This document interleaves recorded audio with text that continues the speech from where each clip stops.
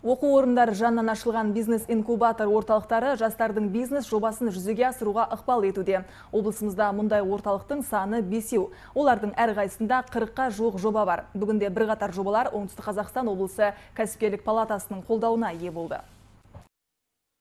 Салтанат Ділдәбекова студент, құрылыс факультетінде оқып жүрген жас, жазғы демалысында жеке кәсібін дөңгелетуде. Ағылшын тілін үйретумен айналысатын ол нәсібін осы орталықтан айырып отыр. Оқытудың жаңа әдісінде студент өз ойлап тапқан. Тыңдаушылар небәрі 14 күн ішінде шетел тілін жетік меңгерумен қатар еркін сөйлеуге де машықтанады. На будущее планы грандиозные.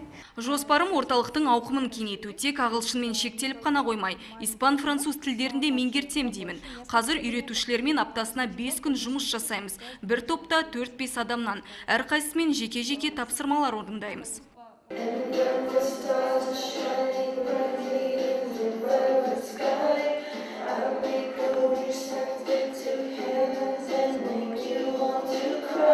Орталыққа келушілердің қатары қалың. 8 жасар баладан 80-дегі қарияға дейін шетел тілін үйренуге ниетті. Ал Оксана Шаманова болса, ағылшын тілінде биология пәнін оқыту үшін осы орталықтың көмегіне жүгініпті. Мы сюда пришли с такой целью, чтобы действительно подготовиться к IELTS. Бұл курс өз нәтижесін береді деп ойлаймын. IELTS-та жоғары балл жинау үшін осы орталықты таңдадық. Бағасы арзан, білім сапасы жоғары. Бұл жерде ешқандай алғашқы салым болған жоқ. Студент тек өзінің білімімен, өзінің жаңа технологиясымен табыс алып жатыр. Жас мамандарды жұмыссыз қалдырмау үшін өзінің студенттік кезден бастап кәсіпкерлікке баулумен айналысып жатырмыз.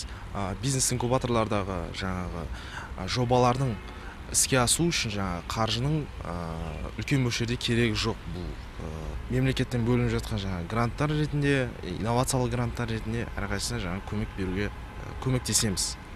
Өз кәсібін ашамын деушілерге кәсіпкерлер палатасы көмек береді. Қажетті кеңсе техниканы тегін пайдалануға мүмкіндік мол. Камила Мауленқызы, Талғат Елеубеков, Садыр Абдуманап, Оңтүстік ақпарат.